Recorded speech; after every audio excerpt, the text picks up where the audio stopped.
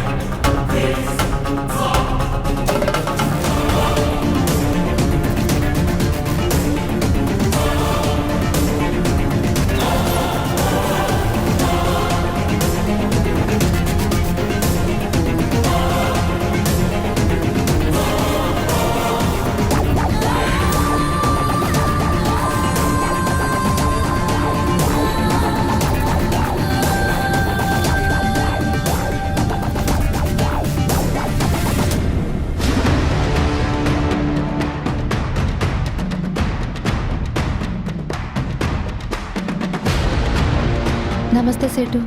నమస్తే అమ్మా, కూర్చోండి.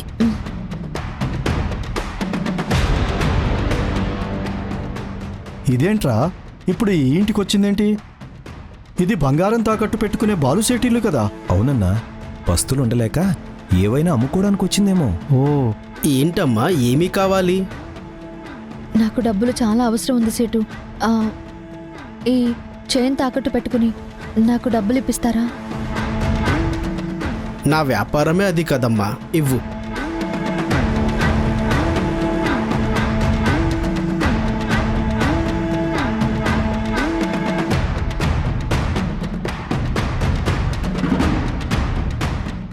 సరేనమ్మా, ఒక 10,000 రూపాయలు ఇస్తాను.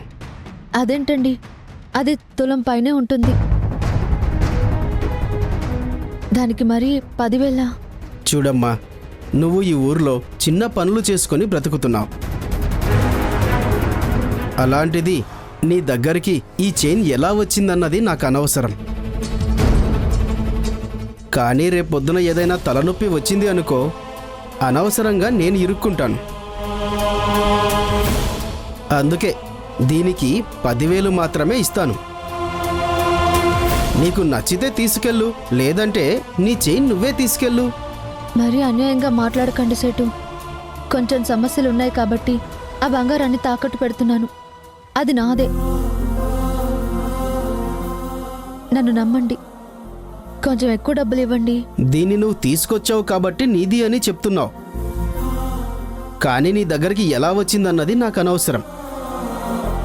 నేను ఇంతే ఇస్తాను. వడ్డీ 5 రూపాయలు. నచ్చితే తీసుకెళ్ళు, లేదంటే నువ్వు వెళ్ళిపోవచ్చు.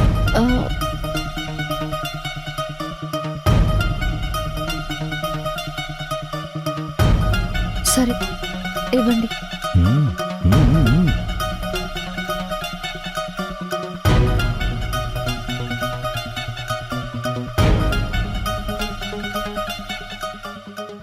ఇక్కడ సంతకం పెట్టమ్మా.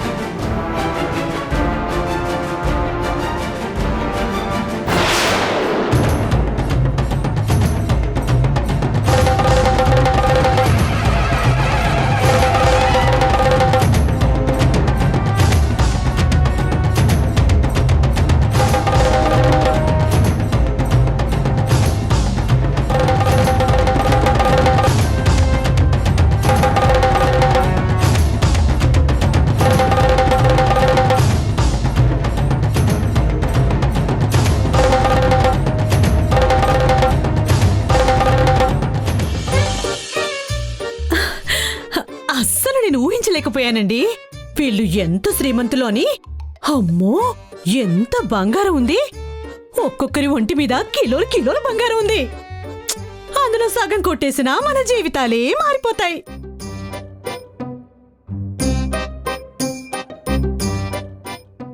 షాపుల్లో కూడా ఇంత బంగారాన్ని చూడలేము. అలాంటిది వాళ్ళ ఒంటి మీద చూసేసరికి నా కనురెప్ప కూడా వేబుద్దవ్వలేదు.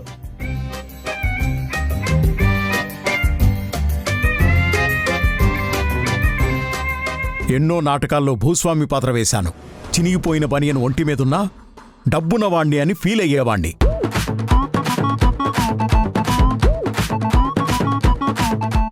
కాని నిజమైన భూస్వాముల ఇల్లు ఇలా ఉంటాయని, ఇంత సంపదలో ఉంటారని అస్సలు ఊహించలేకపోయాను. మీరందరూ ఇంటినే చూస్తున్నారు,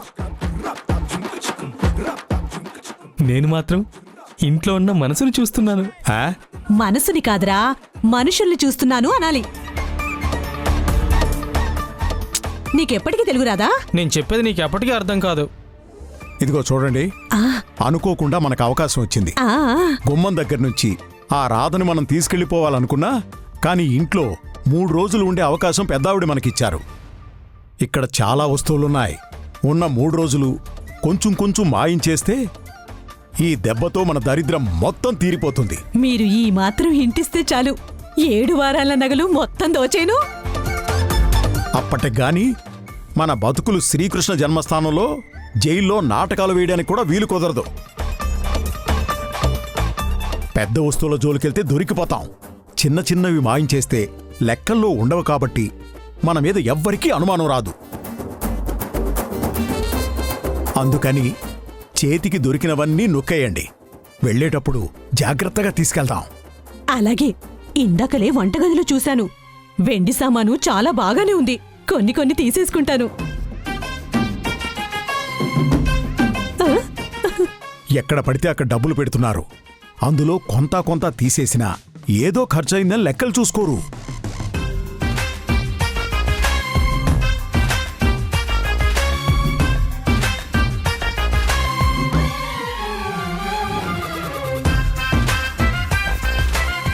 ఒరే అప్పు, మరి నువ్వేం దోచుకుంటావురా? నేను దోచుకోవాల్సింది చాలా ఉంది నాన్న. అది ఎంత గొప్పగా దోచుకుంటానంటే దెబ్బకి మన తలరాత మారిపోతుంది. నా జీవితం ఎక్కడికో వెళ్ళిపోతుంది. దొరికావనుకో, నిజంగానే ఎక్కడికో వెళ్ళిపోతావు. నీ జ్ఞాపకాలే మాకు మిగులుతాయి. ఎదవ తెలివితేటలు చూపించి ఫోటోకి దండ వేయించుకునే కార్యక్రమం మాత్రం పీకల మీదికి తెచ్చుకోకు. ఆ? మీకు అలా అర్థమైందా?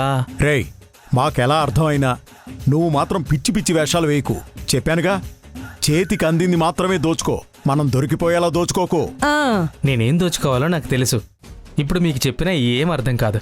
నేను సాధించాక అప్పుడు మీరే ఉత్తమ నటుడిగా సన్మానం చేసినట్టు ఉత్తమ దొంగగా నాకు సన్మానం చేస్తారు. ఆ?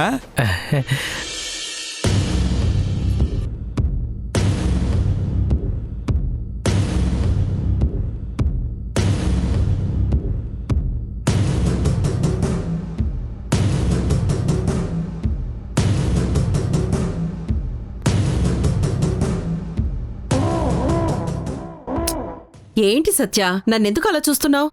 అమ్మా, నువ్వు నాకు చెప్పకుండా చాలా పనులు చేస్తున్నట్టున్నావు. ఇప్పుడు నేనేం చేశానే? చేతికున్న గాజులు తీసి బీరువాలో పెట్టాను. అది కూడా నీకు చెప్పే చెయ్యాలా? నేను అడుగుతున్నది నువ్వు బీరువాలో పెట్టిన గాజుల గురించి కాదు, నా దగ్గర దాచిన విషయాల గురించి. ఏంటి విచిత్రంగా మాట్లాడుతున్నావు? అసలు నా మీద నీకు అనుమానం ఎందుకు వచ్చింది? ధీరజ్ అంబిక ఎవరో నాకు తెలిసిపోయింది.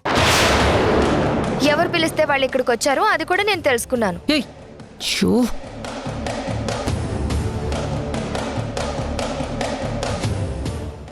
బుద్ధుందా నీకు? ఏది పడితే అది వాగడమేనా? గోళ్ళకి చెవులుంటే? అలా అయితే గుమ్మానికి కూడా కళ్ళుంటాయి. అది నువ్వు మర్చిపోయి ఎలా మాట్లాడావు? నేనేం మాట్లాడాను?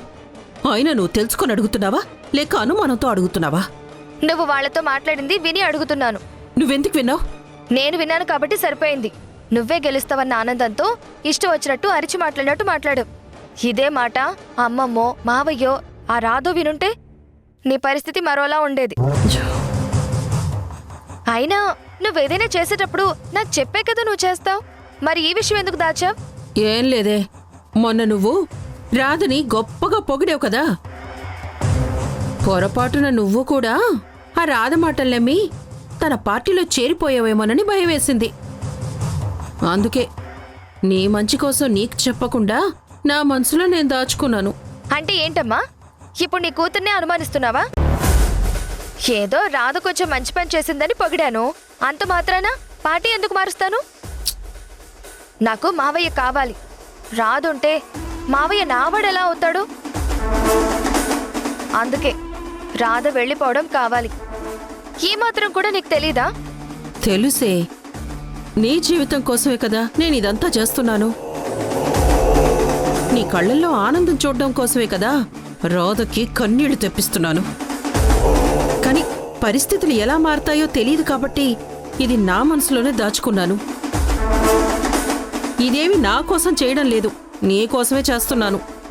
చూడమ్మా, మావయ్య నా వాడు కావడానికి నువ్వెలాంటి ప్రయత్నాలు చేసినా నేను నీకే సపోర్ట్ చేస్తాను. ఆ రాధని పంపించడానికి నువ్వేం చేయమన్నా ఖచ్చితంగా చేసి తీరుతాను. ఇక మీదటైనా నువ్వేదైనా చేసేటప్పుడు నాకు కొంచెం చెప్పి చెయ్యి. ఇలా చెప్పకుండా చేసి నాకు అనుమానం వచ్చేలా చేయకు. చూడు సత్య, అన్ని విషయాలు చెప్పి చేయడం అంటే కుదరదు.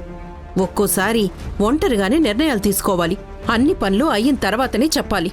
అర్థమైంది కదా? ఇంక ఈ విషయం గురించి ఎవరి దగ్గర మాట్లాడకు. వెళ్ళమ్మా, కొన్ని నిర్ణయాలు ఒంటరిగా తీసుకోవాలని నువ్వు చెప్పావు కదా, నేను కూడా సోలోగా కొన్ని నిర్ణయాలు తీసుకుంటాను. ఆ రాధని పంపించేయడానికి నాకు చేతనైన పని చేస్తాను. ఆ తర్వాత నేనేంటో నీకు చెప్తాను.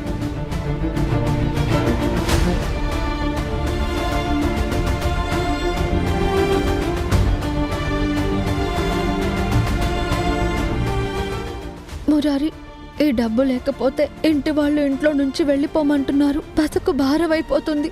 అందుకే నువ్వు మనస్ఫూర్తిగా ఇచ్చిన చైన్ని కూడా నా మనసు చంపుకుని ఈ రోజు తాకట్టు పెట్టాను. నన్ను క్షమిస్తావు కదూ?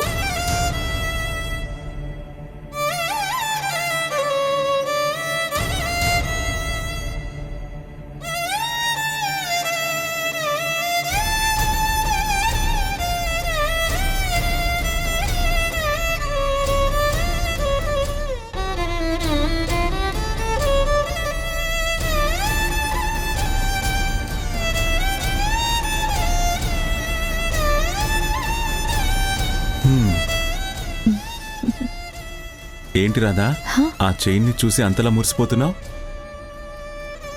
నేను మనసారా కోరుకున్న మనిషి నా మెడలో వేసిన మొదటి హారం ఇది. నాకు ప్రాణంతో సమానం. అందుకే ఎంత చూస్తున్నా ఇంకా ఇంకా చూడాలనిపిస్తుంది మురారి. రాధా, నీకు నాకు పెళ్లి చేయాలని అమ్మ నిర్ణయించింది. ఆ పెళ్లి వేద మంత్రాల సాక్షిగా అమ్మవారి సమక్షంలో అమ్మ జరిపిస్తుంది. అప్పుడు నీ మెళ్ళో నేను తాళి కడతాను. అది మనిద్దరి బంధానికి గుర్తుగా ఉంటుంది. కానీ అంతకన్నా ముందే నేను ఈ రోజు నీ మెడలో వేసిన ఈ చైన్ మన ఇద్దరిని మానసికంగా భార్యాభర్తల్ని చేసేసింది. నిజమే మురారి, అగ్ని సాక్షిగా కళ్యాణం జరుగుతుంది. కానీ ఈరోజు పంచభూతాల సాక్షిగా నువ్వు నా మెడలో వేసిన చైన్ ఎప్పటికీ నాకొక తీపి గుర్తుగానే ఉంటుంది. నువ్వు నాతోనే ఉన్నావన్న ఆనందం ఈ చైన్ని చూసిన అనుక్షణం నాకు గుర్తొస్తూనే ఉంటుంది.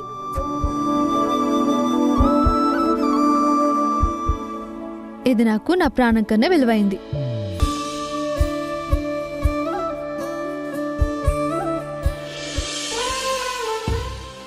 తప్పు చేశాను మురారి.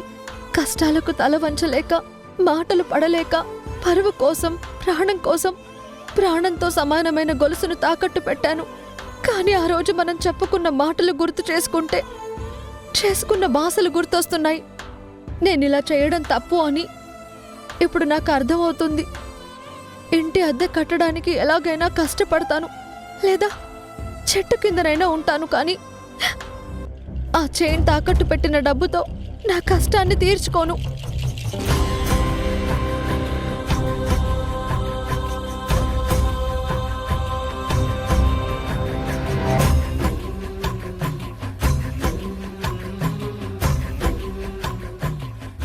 ఇదేంటి మళ్ళీ వెనక్కి వెళ్తుందేంట్రా? నాకు మాత్రం ఏం తెలుసనా? నేను మీ పక్కనే ఉన్నాను కదా, ఏం జరుగుతుందో చూద్దాం పద. పదండి.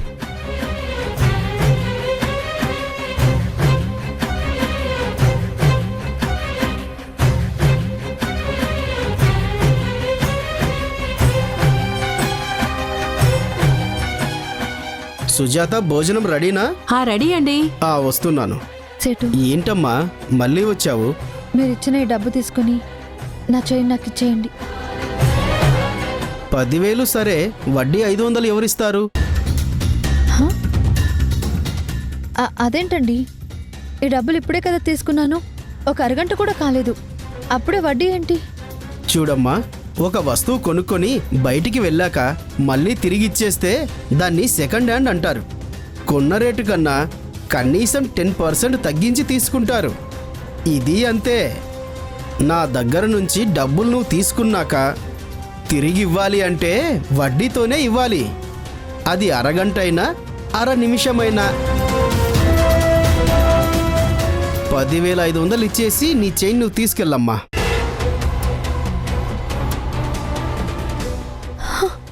అలా మాట్లాడకండి, నా దగ్గర ఒక్క రూపాయి కూడా లేదని మీకు తెలుసు.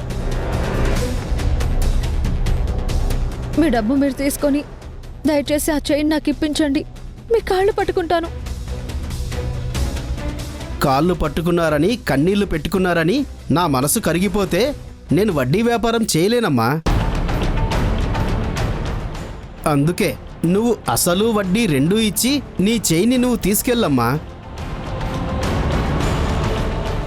నెల తర్వాత ఇచ్చిన బంగారం బంగారంలాగే ఉంటుందమ్మా. వడ్డీ విషయంలో మాత్రం నేను తగ్గనమ్మా. నువ్విక వెళ్ళొచ్చు.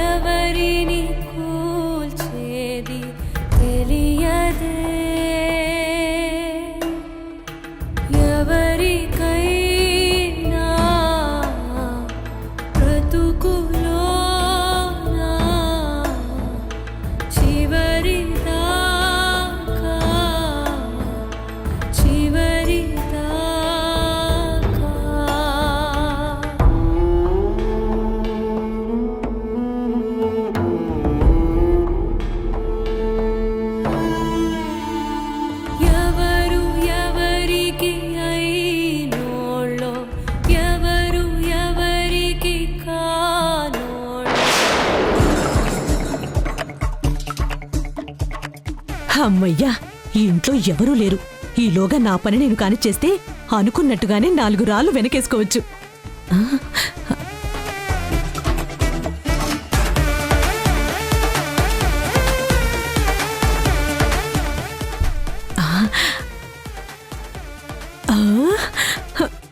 డబ్బులు చెట్లకు పువ్వులు కాసినట్లు వీళ్ళ జేబుల్లో డబ్బులు ఎన్నున్నాయో మొత్తం తీసుకోవాలనుంది. కానీ మా ఆయన చెప్పారు కదా, తీస్తే అనుమానం రాకుండా తీయాలని. అందుకే కొన్ని నోట్లు ఇందులోనే వదిలేసి కొన్ని తీసుకుంటాను.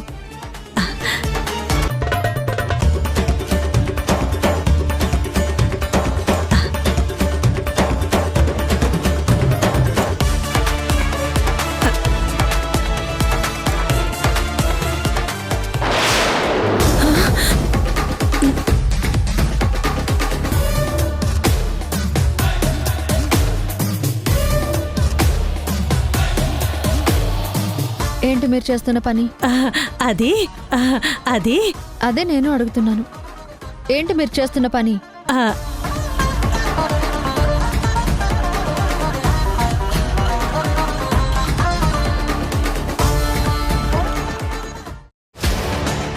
ఏంటి బామ్మ మీరనేది? బామ్మ మాట్లాడిన మాటల్లో నీకు తప్పు కనిపిస్తోందా? నిన్ను చూస్తుంటే ఖచ్చితంగా మాకు డౌట్గానే ఉంది. అజయ్ వచ్చిన దగ్గర నుంచి నువ్వు చాలా భయంగా ఉన్నావు. నిజంగా అజయ్ చెప్పినట్టుగా వదిన చనిపోవడం వెనకాల నీ ఇన్వాల్వ్మెంట్ ఏమైనా ఉందా?